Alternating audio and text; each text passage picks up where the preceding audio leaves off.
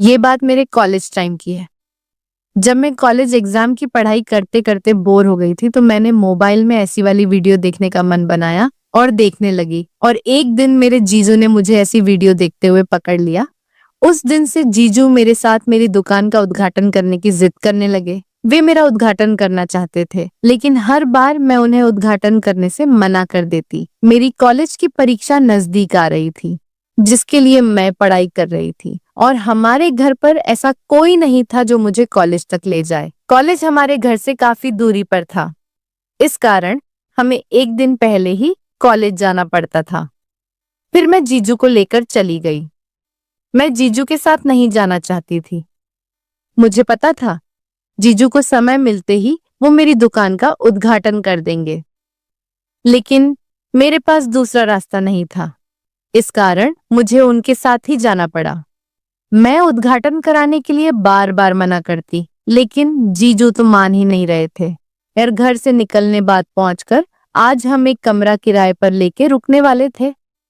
मैं जीजू से 2 कमरे बुक करने को बोल रही थी, लेकिन इधर उधर घूमने के बाद पता चला कि सारे होटल के कमरे बुक हो चुके थे।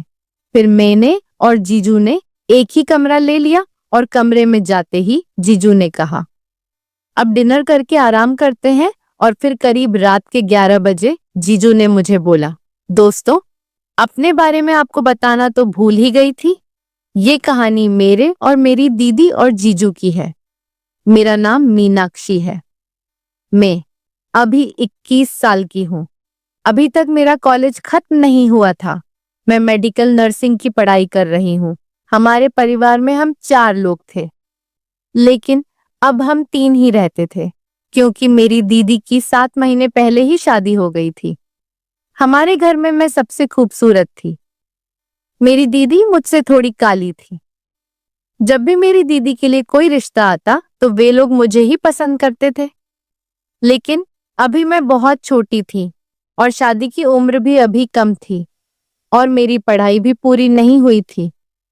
इस कारण मैं उन्हें मना कर देती। 20-22 की उम्र होने पर लाइफ में काफी कुछ बदलाव होने लगते हैं। कोई अच्छे रास्ते पर चलते तो कोई बुरे रास्ते पर। मैं थोड़ी ज्यादा नहीं थी और कम भी नहीं। कभी कभी जब पढ़ाई से बोर हो जाती तो मैं भी वो फिल्में देख लिया करती।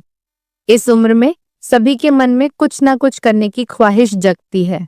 मैं ज्यादा बिगड़ी हुई नहीं थी, लेकिन कभी कभी वो फिल्में देख लिया करती थी। एक दिन मेरे जीजू हमारे घर आए।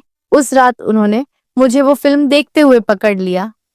तब से वे मेरे साथ उस फिल्म की बातें करने लगे। बात इतनी आगे बढ़ चुकी थी कि जीजू अब वह मेरी दुकान का उद्घाटन करने की बात कर रहे थे। वे कहते, तुम्हारी दीदी बहुत काली और मोटी है, इस कारण उसके साथ वो बात नहीं है। तुम अभी फ्रेश हो, तुम्हारे साथ बहुत अच्छा लगता है। लेकिन मैं जीजू को मना कर देती। मैं अपने दीदी के पति के साथ अपनी दुकान का उद्घाटन नहीं कराना चाहती थी। फिर एक दिन हमारे घर पर एक फंक्शन था। उस फंक्शन के लिए कपड़े भी खरीदने थे, तो माँ ने मुझे जीजू के साथ कपड़े खरीदने भेज दिया। हालांकि मैं जीजू के साथ जाना नहीं चाहती थी, लेकिन और जाने वाला कोई नहीं था, तो मैं जीजू के साथ ही चली गई। बहुत सारे कपड़े देखने के बाद मुझे कुछ कपड़े पसंद आए, तो मैं उन्हें ट्राई करने चेंजिंग रूम में चली गई।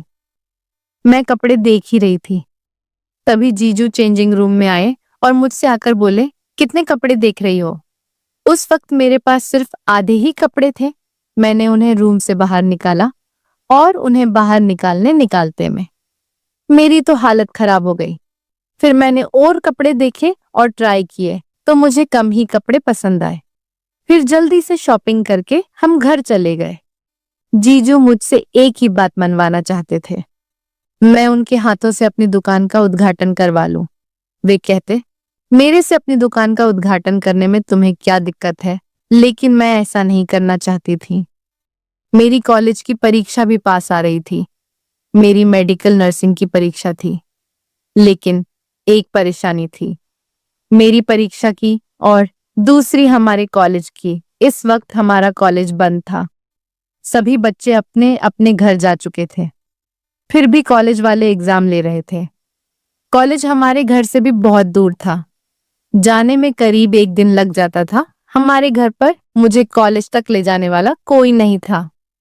तो दीदी कहने लगी, तू अपने जीजू को साथ लेकर जा, हमारे पास गाड़ी भी है, तुम्हें जाने में कोई दिक्कत नहीं होगी फिर में। और जीजू सुबह ही घर से निकल गए। करीब शाम के 4 बजे हम कॉलेज पहुंच गए, लेकिन हम कॉलेज में नहीं गए, हम एक होटल में रहने चले गए। जीजू ने एक कमरा बुक कर लिया। मैं 2 कमरे बुक करवानी चाहती थी, लेकिन जीजू ने मना कर दिया। खाना खाने के बाद जीजू कहने लगे, चलो हम पार्क में घूम आते हैं। मुझे पार्क में घूमने में बहुत मजा आता था, तो मैं जल्दी से मान गई। लेकिन जीजू मुझे पार्क की बजाय किसी जंगल में लेकर चले गए। रात के 9 बज रहे थे। जंगल बहुत ही डरावना हो चुका था। मेरे डर से पसीने छूट गए। जीजू मुझे लेकर घने जंगल में चले गए और जीजू ने कहा, अब तुम्हें मेरी बात माननी ही पड़ेगी, नहीं तो मैं तुम्हें इस जंगल में अकेला छोड़कर चला जाऊंगा। मैंने पूछा, कौन सी बात? तो वे कहने लगे, मैं तुम्हारी दुकान का उद्घाटन करना चाहता हूँ। मैंने कहा, मैं मर जाऊंगी लेकिन दुकान का उद्घाटन आपसे कभी नहीं करवाऊंगी। तभी जीजू अचानक अंधेरे में छुप गए। मैं होटल जाने का रास्ता खोजने लगी। बहुत समय तक मैं रास्ता ढूंढती रही, लेकिन मुझे कोई रास्ता नहीं मिला। हम काफी जंगल के अंदर आ चुके थे। मैं जोर जोर से चिल्ला रही थी, लेकिन आसपास कोई भी नहीं था। बहुत समय हो चुका था। जीजू अभी तक बाहर नहीं निकले थे। मुझे डर भी बहुत लग रहा था।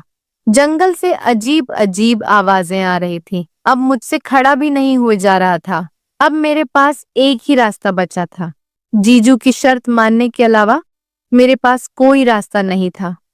अगर मैं उनकी शर्त नहीं मानती तो कल का एग्जाम मैं नहीं दे पाती। मैंने जीजू से कहा, मैं आपसे दुकान का उद्घाटन कराना चाहती हूँ, आप उद्घाटन कर लेना, पर अभी के लिए प्लीज आप बाहर आ जाओ, मुझे बहुत डर लग रहा है। मेरी बात सुनते ही जीजू बाहर आ गए। फिर हम होटल चले गए। होटल के कमरे में जाते ही जीजू मेरे साथ दुकान के उद्घाटन वाली बातें करने लगे और बोले, दुकान का उद्घाटन कैसे करें? उन्होंने लगभग मेरी दुकान का सारा सामान उतार दिया था। वे जैसा दुकान का उद्घाटन करना चाहते थे वो ऐसा करने लगे। मुझे बहुत बुरा लग रहा था। आज तक मैंने ऐसा उद्घाटन कभी भी नहीं कराया था। कुछ देर बाद निकलने लगा। मुझे मजा तो आ रहा था दुकान का उद्घाटन कराने में, लेकिन उतना नहीं जितना मैं अपनी मर्जी से मान जाती। उद्घाटन करने के लिए फिर जीजू मेरे साथ उद्घाटन के बहुत समय तक मजा लेते रहे। मेरी दुकान के उद्घाटन में कटे केक को पूरा निचोड़ लिया था। अब मैं उनसे रुकने की बात कर रही थी, लेकिन जीजू रुकने का नाम ही नहीं ले रहे थे। तभी मैंने उन्हें दीदी की कसम दे दी तो वे रुक गए। अभी रात के 2 बज रहे थे तो मैं सो गई। सुबह जल्दी उठकर मैंने कुछ पढ़ाई की और नहाकर फ्रेश होकर फिर मैं एग्जाम देने चली गई। एग्जाम खत्म करके मैं जीजू के साथ घर आ गई। उस दिन से मैं जीजू के साथ किसी भी जगह पर नहीं गई, क्योंकि वह मुझे एक तो जंगल में अकेले छोड़ दिया था और दुकान का उद्घाटन भी बहुत अच्छा नहीं किया जैसे मैं चाहती थी। अब मैंने जीजू से दूरियां बना ली। जीजू बहुत बुरे इंसान थे, मुझे आज पता चला। तो दोस्तों, ये थी आज की कहानी। आपकी क्या राय है इस पर हमें कमेंट में जरूर बताएं। अगर आपको हमारी वीडियो अच्छी लगी हो तो आप चैनल को सब्सक्राइब करना ना भूलें। मिलते हैं कल एक और नई कहानी के साथ। और अगर आपको कहानी सही में पसंद आई तो दोस्तों के साथ शेयर जरूर करें और मुझे इजाजत दे।